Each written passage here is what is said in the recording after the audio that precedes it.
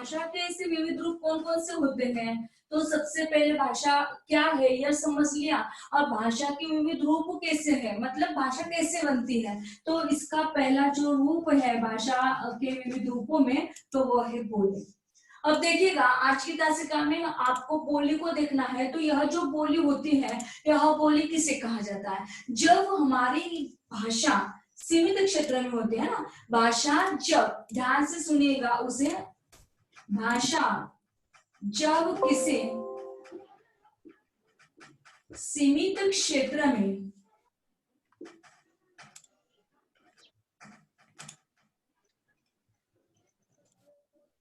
केवल घरेलू रूप में जानी पहचानी जाती है,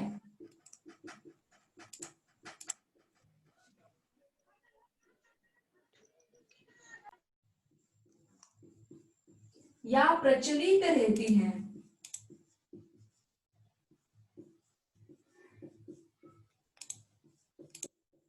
तो वह बोली कहलाती है।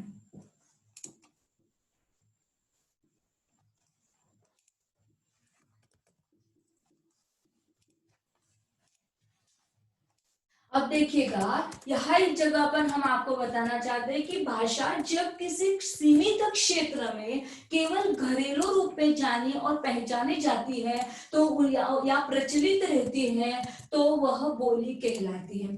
अब बोली का मतलब तय हो गया है, आपके सामने हमने बताया हुआ है कि भाषा एक ऐसा, मतलब जब किसी सीमित क्षेत्र में होती है ना। भाषा एक ऐसा साधन है, इसे हमने पूर्व देख चुके परिभाषा के तौर पर, लेकिन यहाँ एक जगह पर वही भाषा जब व्यापक स्तर में न होते हुए, जब किसी सीमित क्षेत्र में केवल घरेलू स्तर पर, घरेलू रूप में जानी जाती है, पहचानी जाती है या प्रचलित रहती है, तो वह बोली कहलाती है। अब ये जो बोली है, यह बोली सीमित क्षेत्र में है ना, और घरेलू रूप में जानी जाती है। जैसे यदि हम मराठी को लेते हैं, तो महाराष्ट्र की जो हमारी बोली है ना, तो वह मराठी कौन सी होगी फिर, महाराष्ट्र की मराठी की, ये मराठी यह भाषा है, लेकिन जब यदि हम बोलियों का प्रारूप देखते हैं, तो मराठी भाषा के प्रारूप कौन कौन से हैं, कौन कौन से बोलियां पाई जाती हैं, बताइएगा आप लोग। दीपाली, वैशाली, सुनाई दे रहा है क्या, हमारी आवाज आप लोगों तक पहुंच रही है क्या। हेलो हेलो हेलो मैम, आ रही आवाज? हमारी आवाज आ रही है, ओके। तो आप हमें यह बता पाओगे आप लोग कि मराठी भाषा तो है, लेकिन मराठी भाषा के अंतर्गत कितनी बोलियां हैं, कौन कौन सी बोलियां हैं। तो देखिएगा यदि हम खानदेशी हैं, खानदेशी है ना, और यदि हम कोंकण में चले जाते हैं, तो हमारी जो कोंकणी है ना, और यदि हम दूसरी जगह पर चले जाते हैं महाराष्ट्र को छोड़कर, तो अहिरानी है ना। तो ये मराठी के प्रारूप है। फिर यहाँ से पुणे चले जाते हैं तो पुणेरी। अब ये इसलिए बताना चाहते हैं क्योंकि हम सभी लोग महाराष्ट्र में रहते हैं, मराठी भाषा से प्रचलित हैं, तो मराठी से तात्पर्य होता है कि हमारे घरेलू स्तर पर है ना। मतलब आपको इस डेफिनेशन को, इस परिभाषा को समझने के लिए आपको एग्जाम्पल देने पड़ रहा है। तो भाषा जब किसी सीमित, मतलब हमारी ये जो मराठी भाषा है, जब किसी सीमित क्षेत्र में घरेलू रूप में जानी जाती है, पहचानी जाती है या प्रचलित रहती है, तो वह बोली कहलाती है। अब देखिएगा यदि हमने जिस प्रकार से मराठी भाषा का एग्जाम्पल आपको बताया, ठीक उसी प्रकार से यदि हम हमारी हिंदी भाषा को लेते हैं, है ना, तो हिंदी भाषा में दिखाई तो दे रहा है ना आपको बोर्ड पर का, दिखाई दे रहा है, दिखाई दे रहा है। ओके। तो हिंदी की भी अनेक प्रकार की बोलियों के साथ आप लोगों को देखना है, जैसे अवधी है ना, जैसे ब्रज है, जैसे खड़ी बोली है, जैसे दक्षिणी है, बताया था ये सारी चीजें आपको, जैसे भोजपुरी है बताया था ना, जैसे मारवाड़ी है, जब हम लोगों ने इंट्रोडक्टरी सेशन लिया था तब इंट्रोडक्टरी सेशन में हमने इन सभी पर चर्चा की है, याद आ रहा होगा आपको।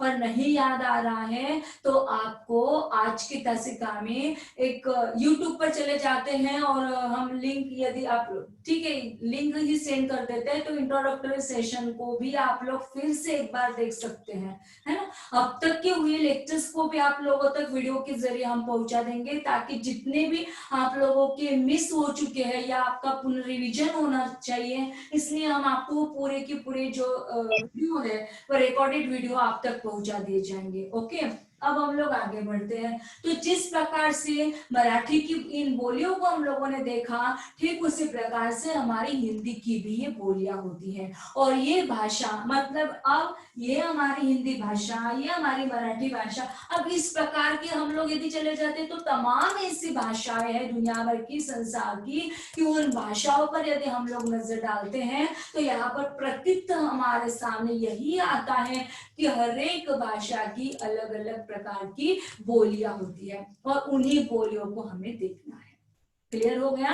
फिर से एक बार हम अपनी परिभाषा पर चले जाते हैं, आप लोग भी उससे लर्न कर लीजिएगा। तो भाषा जब किसी सीमित क्षेत्र में केवल घरेलू रूप में जानी पहचानी जाती है या प्रचलित रहती है तो वह बोली कहलाती है। फिर से एक बार, भाषा जब किसी सीमित, आप लोग भी लर्न करते जाइएगा, आप लोग भी लिखते चले जाइएगा, क्योंकि हो सकता है कि आज के गूगल फॉर्म में यही आपको डेफिनेशन पूछी जाए। तो भाषा जब किसी सीमित क्षेत्र में केवल घरेलू रूप में जानी पहचानी जाती है या प्रचलित रहती है तो वह बोली कहलाती है। इस प्रकार से एग्जाम्पल में भी आप लोग उनको डाल सकते हैं कि मराठी भाषा की ये बोलियां है, हिंदी भाषा की ये बोलियां है, इस प्रकार से। ठीक है, अब हम लोग आगे बढ़ते। इतना क्लियर हुआ? समझ में आया? Yes ma'am. हाँ,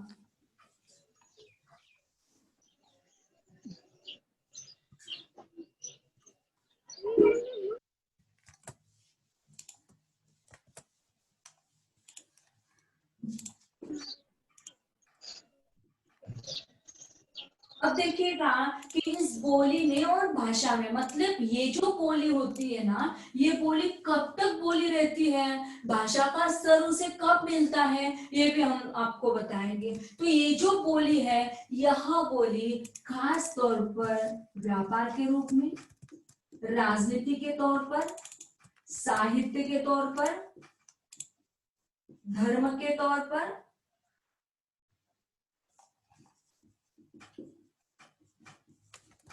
पड़ोसी बोलियों को समझने के स्तर पर, है ना। अब देखिएगा, यदि हम भाषा को देखते हैं और बोली को देखते हैं तो हमारी ये जो बोली है भाषा में कब परिवर्तित होगी और कब तक हमारी ये बोली बोली ही रहती है ना, इसे हम लोग देखेंगे। तो हमारी बोली तब तक बोली के रूप में आत्मसात की जाएगी जब तक वह व्यापार के रूप में नहीं है, राजनीति के तौर पर नहीं है, साहित्य के तौर पर नहीं चल रही है, धर्म की नींव पर नहीं चल रही है, पड़ोसी बोलियों के समझने के तौर पर नहीं चल रही है ना। अब देखिएगा, यदि हम अपनी खानदेशी बोली को देखते हैं, जानते हैं, तो क्या हमारी खानदेशी बोली किसी जगह पर व्यापार का कार्य आज कर रही है? नहीं कर रही है ना। क्या हमारी खानदेशी बोली किसी राजनीतिक स्तर पर कार्य कर रही है? नहीं कर रही है। क्या साहित्य मिलता है? तो हाँ, इस जगह पर हमारा साहित्य मिल रहा है, क्योंकि यहाँ का जो हमारा साहित्य है यहीं पर पास में रहने वाले हैं। याद कीजिएगा, कौन है? खानदेशी साहित्य किन्होंने लिखा हुआ है? याद आ रहा आपको? सो गए क्या? जग रही है? सो गए? नहीं। हाँ, याद आ रहा है साहित्य आपको किन का है?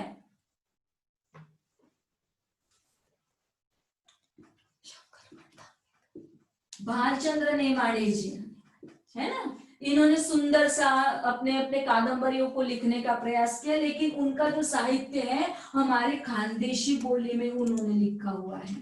अब खानदेशी बोली कैसे होती है हम आपको समझा देंगे।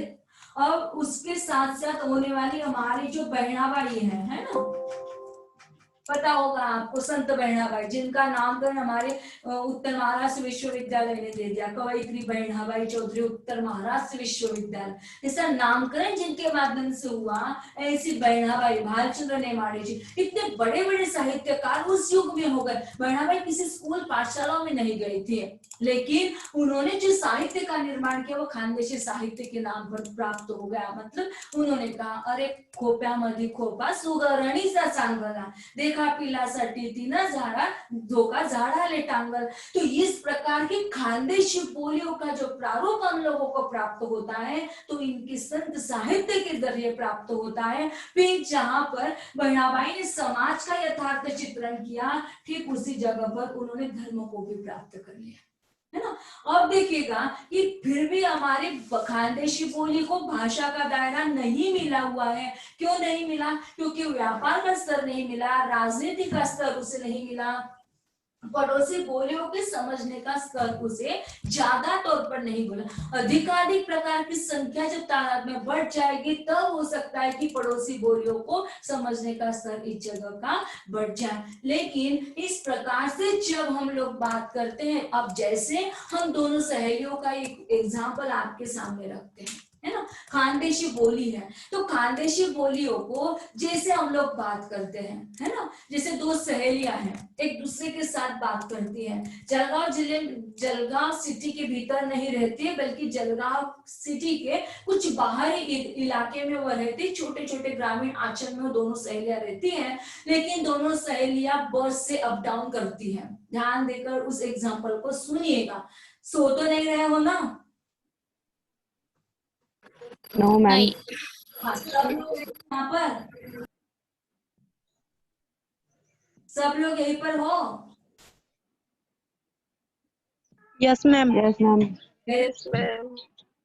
अब हम लोग देखिएगा एग्जाम्पल बताते जा रहे हैं कि दो सहेलियां हैं, एक दूसरे के साथ साथ हमेशा जाती है, जलगांव सिटी के बाहर रहती है, ग्रामीण आंचल में रहती है, गांव में रहने वाली वह लड़कियां हैं। तो उनकी खानदेशी बोली कैसे होगी?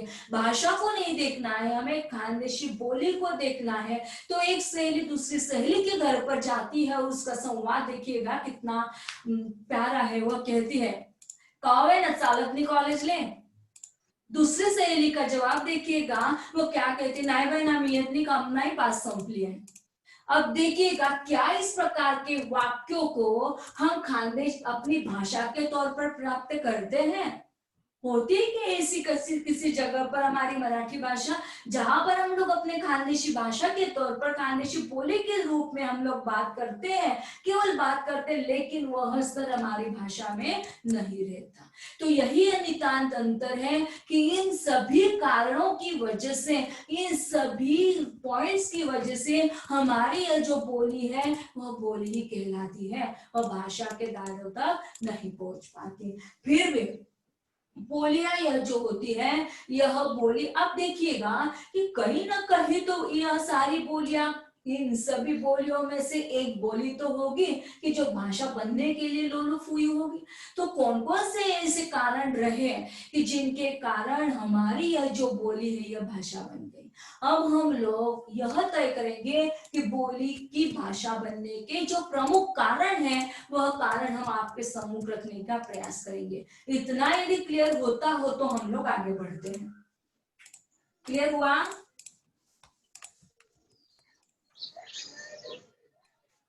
क्लियर हुआ? जी मैम। हाँ।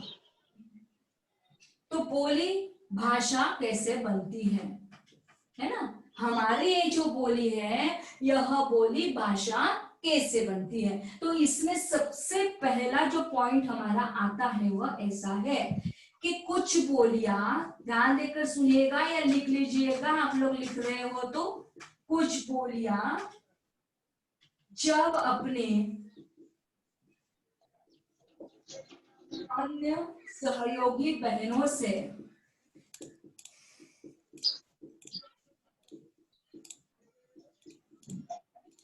बिल्कुल अलग हो जाती है। पहला रीजन हमने आपको बताया, पहला कारण बताया।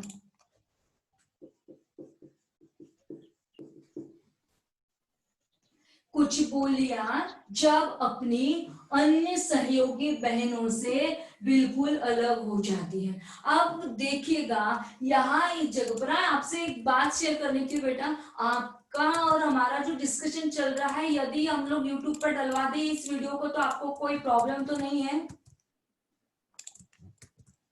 No ma'am. सभी की इच्छा है कि हम लोग वो डाल दें? नहीं मैम। हेलो हेलो, क्या मैम? ये जो हम लोगों का लेक्चर चल रहा है इसे यूट्यूब पर डाल सकते हैं ना हम लोग? जी जी मैडम। हाँ जी हाँ मैम। ओके ओके, बस यही, क्योंकि हमने उस दिन कहा था कि किसी को नहीं दिखाएंगे क्योंकि वीडियो तो ऑन नहीं है शायद आप लोगों के, लेकिन ये सारी जो चीजें हैं इसलिए पूछी भी जा रही है क्योंकि बाद में आप लोगों को सभी को रिकॉर्डेड वीडियो भी मिल जाएंगे। तो अब तक जितना भी हुआ है वो भी आप लोगों तक सबमिट कर दिया जाएगा बहुत ही जल्द, गूगल क्लासरूम में हो या यूट्यूब के लिंक है। और एक बात आपसे डिस्कस करनी थी कि क्या आप लोगों में का सभी लोगों ने हिंदी व्याकरण और अभिव्यक्ति कौशल भी यह विषय लिया हुआ है? Yes ma'am. सभी का है? जितने लोग आज भी जगह पे मौजूद हैं? जी मैम। यस जी मैम। मैम। हाँ, तो उसकी भी तासिका आप लोगों को करनी है। अब उस तासिका का टाइम टेबल कैसे करना है यह भी हम आपको बताएंगे। पहले तो इंट्रोडक्टरी सेशन हमारा होगा और उसके बाद में हम लोग आपको बता देंगे, ठीक है? तो हम आपसे ये कहना चाहते हैं, फिर से एक बार हम अपनी बोलियों पर चले जाते हैं कि हमारी बोली भाषा कैसे बनती है, इससे कारण क्या है। तो सबसे पहली बात है कि पहला हमने आपको बताया कि कुछ बोलियां जब अपनी अन्य सहयोगी बहनों से बिल्कुल अलग हो जाती है ना? देखिएगा आपकी क्लास में किसी भी एक ही व्यक्ति का नंबर फर्स्ट आता होगा, क्यों ऐसा आता है, क्या कारण होता है, व्हाट इज द रीजन? किसी भी एक ही व्यक्ति का फर्स्ट नंबर आता है, सबका आएगा क्या? सभी का फर्स्ट नंबर आएगा क्या? नहीं। नहीं। क्यों? नहीं। हाँ, तो एक ही का एक फर्स्ट नंबर आएगा। तो ऐसा क्यों होता है?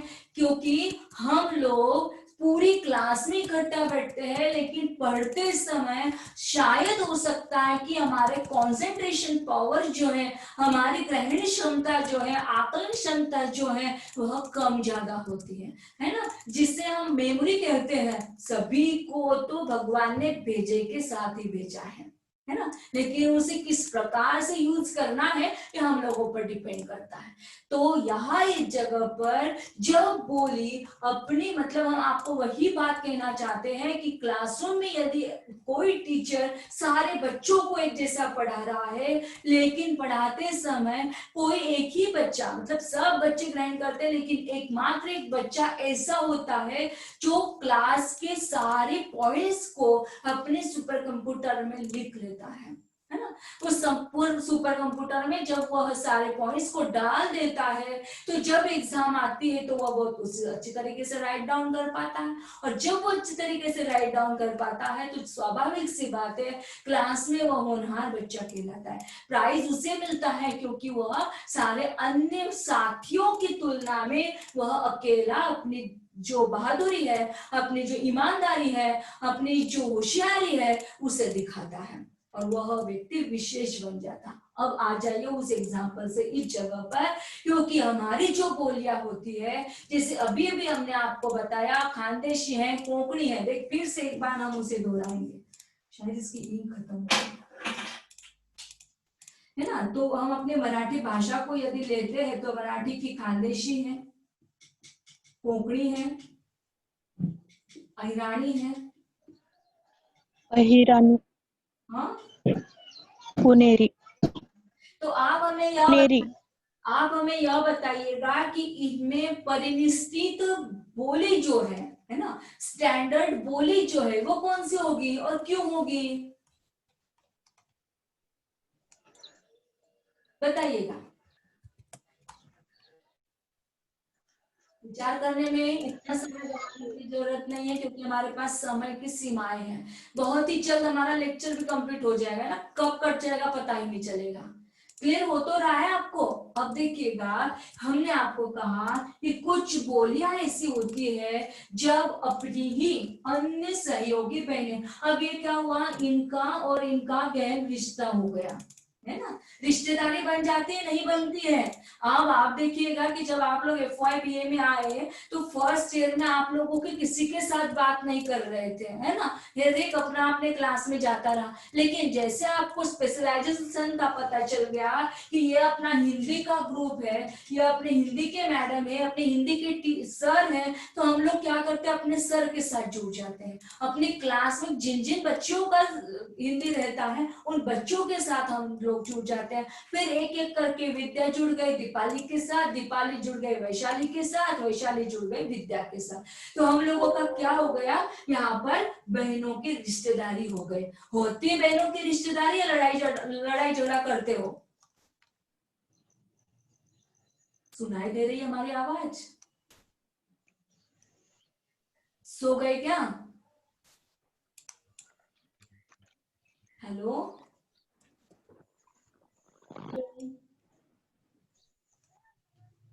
हमारी आवाज आ रही है आप लोगों तक? Hello, hello. हमारी आवाज आ रही है ना? Yes ma'am.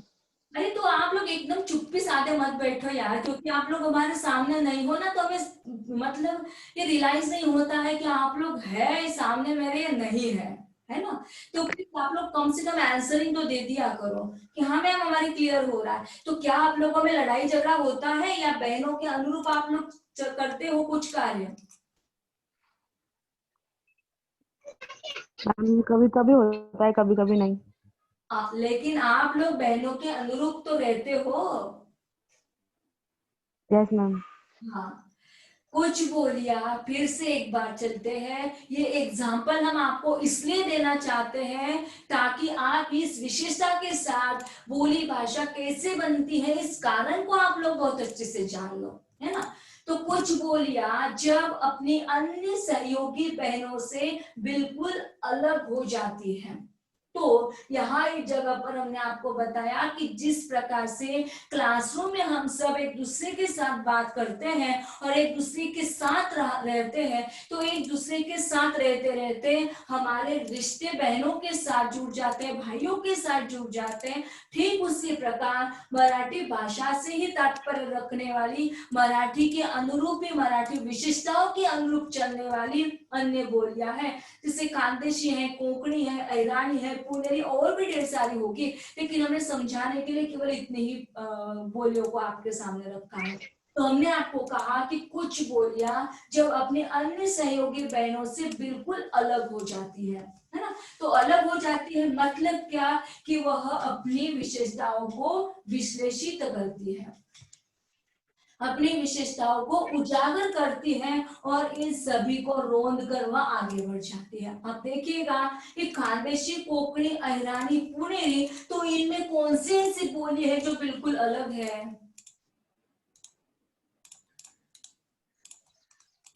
कौन सी ऐसी बोली है जो बिल्कुल इनसे अलग है?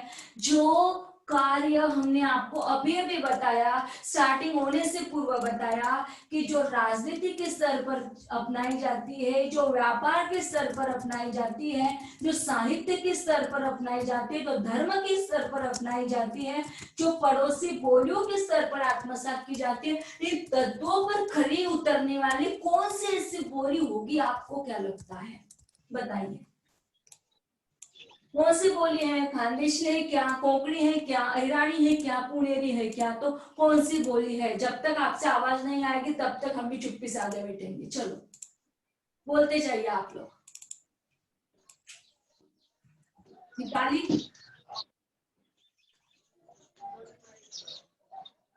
पुनेरी मैम। क्यों? बिल्कुल सही, बिल्कुल सही बताया आपने, पुनेरी ही क्यों? क्योंकि वो सिटी का है ना भाषा, इसलिए सिटी में बोली जाती है। सिटी में बोली जाती है, शहर में बोली जाती है, ठीक है। तो क्या जलगांव शहर नहीं है? जलगांव में भी तो खानदेशी बोली जाती है। कोंकण शहर नहीं है, कोंकण में भी तो कोंकणी बोली जाती है। देखिए हमने अभी आपको बताया कि केवल सिटी में बोली जाती है नहीं, बल्कि यह जो पुनेरी है इन बोलियों को रोंद कर आगे चली गई। इसका कारण यह था क्योंकि पुनेरी भाषा में राजनीति चलती है। हमारी राजभाषा जो है यह मराठी कहलाती है, और जब मराठी राजभाषा कहलाती है तो हमारा व्यापार उस दृष्टि से होता है, और जब हमारा व्यापार उस दृष्टि से होता है तो हमारा साहित्य भी उस दृष्टि से पाया जाता है। देखिएगा हमने आपको खानदेशी साहित्य की भी चर्चा की, अब मराठी के साहित्य की यदि चर्चा करते हैं तो अनेकानेक, जैसे बालचंद्र नेमाडे है ठीक उसी प्रकार से अनेकानेक प्रकार के मराठी के साहित्यकार है, वी.स. खांडेकर है ना, इनको भी आप लोग पढ़ सकते हैं। तो इन सारे विद्वानों को पढ़ने के पश्चात उन्होंने साहित्य की बात की, और कई जगह पर पुनेरी से तात्पर्य होता है कि उन्होंने धर्म के संदर्भ में भी किसी न किसी जगह पर इसकी भाषा का प्रारूप तैयार हो जाता है, और ऐसा जरूरी नहीं है कि केवल इतने ही लोग जाने पहचाने, बल्कि पुणे को छोड़कर आस पड़ोस में जितने भी लोग रहते हैं उन लोगों को भी हमारी ये जो पुनेरी बोली है यह प्रभावित करती है, जिस कारण पुनेरी यह जो बोली है यह बोली अपनी अन्य बहनों से, अपनी अन्य सहयोगी बहनों से अपनी एक अलग पहचान बनाती है। और इस कारण यह जो हमारी पहली विशेषता है कि बोली भाषा कैसे बनती है, ऐसा आपको प्रश्न पूछा जाएगा। तो बोली भाषा कैसे बनती है, तो कुछ बोलियां इसे याद कर लीजिएगा फिर से एक बार, कुछ बोलियां जब अपनी अन्य सहयोगी बहनों से बिल्कुल अलग हो जाती है। इतना क्लियर हुआ आपको? समझ में आया आपको? जी मैम। मिटाना है क्या? मिटा दीजिए। पहला रीजन तैयार हो गया है कि कुछ बोलियां जब अपनी अन्य सहयोगी बहनों से बिल्कुल अलग हो जाती हैं।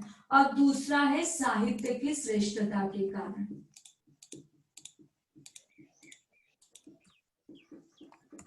अब देखिएगा ये जो दूसरा पॉइंट हम बनाना चाहते हैं, केवल 10 मिनट्स बाकी है। देखिएगा टाइम बेल हो गई हमारी, 10 मिनट्स में हमारा लेक्चर कंप्लीट हो जाएगा। तो साहित्यिक श्रेष्ठता के कारण कैसे होता है यह भी सुनिएगा कि भाषा बोली जो होती है, इन बोलियों में किसी विशिष्ट भूप्रदेश से एक या अनेकानेक प्रकार की जब बोलियां प्रचलित होती है ना, कोई विशिष्ट भूप्रदेश होता है और उस भूप्रदेश में एक न एक प्रकार की बोलियों का प्रचलन चलता रहता है, और जब वह बोलियों का प्रचलन चलता है तो खास तौर पर जो हमारा जनमानस होता है तो वह बोली सभी विशेषताओं से परिपूर्ण हो जाती है ना, वह बोली सभी विशेषताओं से परिपूर्ण हो जाती है। और जब वह सभी विशेषताओं से परिपूर्ण हो जाती है तो वह बोली अन्य सभी साहित्य की श्रेष्ठता के कारणों तक पूरी तरीके से खरी उतरती है। अब कैसे? यदि किसी एक भूप्रदेश की या प्रचलन की हम लोग बात करते हैं तो मानते हुए चलिए कि एक ऐसा एरिया है ना, जो हम यदि चले जाते हैं ब्रजमंडल में, और दूसरा एक है वह है अयोध्या में, है ना।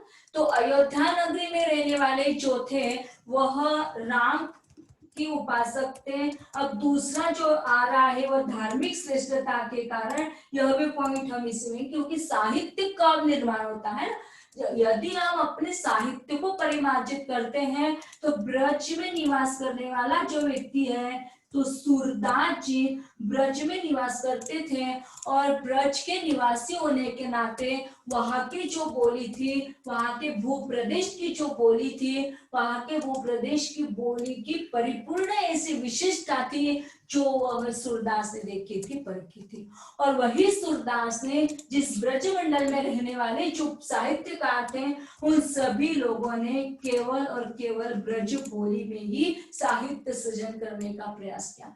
आज भी यदि सूरदास जी के सुरसागर को हम लोग उठा लेते हैं तो सूरदास जी की उनकी बाल लीला को, कृष्ण की बाल लीला को यहाँ इस जगह पर वह साहित्य की श्रेष्ठता बन जाती है। और जिस कारण हमारी जो बोली है, यह बोली जिस प्रकार से अन्य सहयोगी बहनों से ऊपर चली जाती है, ठीक उसी प्रकार वह जो साहित्य है, वह साहित्य जनमानस के हृदय तक छू जाता है। और जब वो जनमानस तक छू जाता है तो हमारी यह जो केवल बोली के रूप में बोली जाने वाली हमारी आम बोलचाल के रूप में प्राप्त थी, वही बोली एक दिन भाषा बन जाती है। अब देखिएगा, अब दूसरा जो है वह अगला हमारा, ये कंप्लीट हो गया ना, समझ में तो आ गया आपको। तो अगला जी मैडम। का कारण,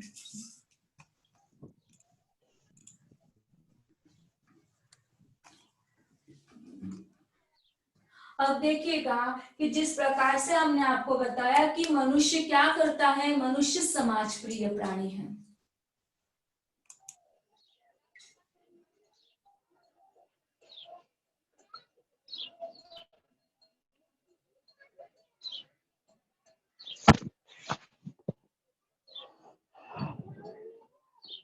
प्रिय प्राणी होने के कारण वह अपने अपने दायरों के अनुसार अपने अपने साथ विभिन्न नानाविध धर्म प्रवर्तकों को अपने साथ लेके चलता है। और जब वह अपने धर्म प्रवर्तकों की जकड़ में आ जाता है तो वह अपने ही आराध्य को चुनने का प्रयास करता है। अब जब वह व्यक्ति, हर कोई व्यक्ति हो, तो वह जनमानस में रहने वाला व्यक्ति जब वह समुदाय में चला जाता है, समाज में चला जाता है, तो समाज में जाने के पश्चात वह अपने आराध्य का बखान करना चाहता है, गुणगान करना चाहता है। और जब वह अपने आराध्य का बखान करता है, गुणगान करता है, तो जनमानस तक वह सारी चेष्टाओं को पहुंचाने का प्रयास करता है। फिर वह प्रभु के गुण हो, फिर वह प्रभु की बाल लीला क्यों न हो। तो इस प्रकार से यदि हम तुलसीदास पर नजर डालते हैं तो तुलसीदास जी को तो संस्कृत से भी अवगत है, सूरदास जी भी संस्कृत भाषा से अवगत है, लेकिन इन सारे लोगों ने, जैसे तुलसीदास जी ने अवधि इस बोली में लिखा, तुलसीदास जी ने अवधि इस बोली में लिखा, ठीक उसी जगह पर सूरदास जी ने ब्रज बोली को चुना, है ना। तो क्यों उन्होंने चुना? क्योंकि सूरदास जी जब ब्रजमंडल में रहा करते थे तो ब्रजमंडल की जो भाषा थी ब्रज थी, और जब वह ब्रजमंडल में रहा करते थे तो आपकी बोली ब्रज होने के नाते उन्होंने संस्कृत में यदि वह काव्य लिखते या कोई रचना लिखते तो स्वाभाविक सी बात है वहां का जो जनमानस था वह केवल ब्रज बोली को आत्मसात करने वाला था, संस्कृत को अपनाने वाला नहीं था। और यहाँ इस जगह पर तुलसीदास जी ने अवधि इस बोली को इसलिए अपनाया क्योंकि वहां का जो जनमानस था अवध से था, अवध प्रांत से था, अयोध्या भूमि से था, और उनका जो आराध्य था वह श्री राम थे, है ना। और यहाँ सूरदास जी के जो आराध्य थे वह श्री कृष्ण थे। और यहाँ इस जगह पर तुलसीदास जी ने श्री राम का बखान किया, तो सूरदास जी ने श्री कृष्ण का बखान किया, और फिर धर्म की श्रेष्ठता के कारण उन्होंने ब्रज बोली को आत्मसात किया, अवधि को आत्मसात किया। और इस प्रकार से जब धार्मिक श्रेष्ठता तय हो गई तो ब्रज बोली न कहलाते हुए ब्रज भाषा कहलाने लगी। अब हम लोग आगे बढ़ते हैं। इतना तो क्लियर हो गया आपको? Yes ma'am. पहला रीजन है कि जब अन्य सहयोगी बहनों से बिल्कुल अलग हो जाती है। दूसरा है साहित्य श्रेष्ठता के कारण। तीसरा हमने आपको रीजन दिया धार्मिक श्रेष्ठता के कारण। और चौथा जो रीजन है वो आपके सामने रखते हैं, शायद 5 मिनट बाकी है हमारे लिए, तो 5 मिनट में हम उसे कंप्लीट करते हैं। बोलने वालों का महत्वपूर्ण होना ही, बोलने वालों का महत्वपूर्ण होना ही बोली को महत्वपूर्ण बना देता है ना। मतलब साधारणतः ऐसा देखा जाता है, माना जाता है कि भाषा या बोली को भी महत्वपूर्ण माना जाता है। जैसे अंग्रेजी एक मूलतः बोली है, लेकिन अंग्रेजी मूलतः बोली होने के बावजूद भी आज आधुनिक काल में अनेकानेक प्रकार के जो व्यापार होते हैं, राजनीतिक स्तर पर जो कार्य हो रहे हैं, वह अधिक रूप में अंग्रेजी में प्राप्त होते हैं, है ना। मतलब अंग्रेजी केवल एकमात्र बोली है, लेकिन बोली होने के बावजूद भी यहाँ पर बोलने वालों का महत्वपूर्ण होना बोली को महत्वपूर्ण क्यों बना देता है? क्योंकि जब हम बोलते हैं, है ना, जब हम उच्चारित करते हैं, तो उच्चारित करते हुए हम उस बोली को इतना महत्वपूर्ण बना देते हैं कि हर कोई उसी बोली में बोलता चला जाता है। अधिकाधिक प्रकार की जो संख्या होती है, वह जब उस बोली में बोलने वालों की संख्या ज्यादा हो जाती है तादाद में, कि दूसरी बोली को वह सब लोग भूल जाते हैं और एकमात्र ऐसी बोली होती है कि उसी बोलने वाले ज्यादा महत्वपूर्ण स्थान देने लगते हैं, तो वह बोली को महत्वपूर्ण माना बना लेते हैं। मतलब कोई भी यदि एक बोली हो, जैसे अंग्रेजी, आजकल तो सारे के सारे अपने बच्चों को अंग्रेजी स्कूल में भी पढ़ाने का प्रयास कर रहे हैं। तो क्या ऐसा हो रहा है? तो यहाँ एक जगह पर भी प्रतीत होता है कि जहां पर बोलने वालों का महत्वपूर्ण होना, मतलब हम कितनी प्रायोरिटी उस जगह पर उस बोली को दे रहे हैं और उस प्रायोरिटी के अनुरूप वह बोली कितने लोग उसे आत्मसात कर रहे हैं, अतः हम इस निष्कर्ष पर पहुंच जाते हैं कि बोलने वालों का महत्वपूर्ण होना ही बोली को महत्वपूर्ण बना देता है। अब हमारा अगला और लास्ट का पॉइंट है इसमें कि बोली का प्रमुख और सबसे बड़ा होना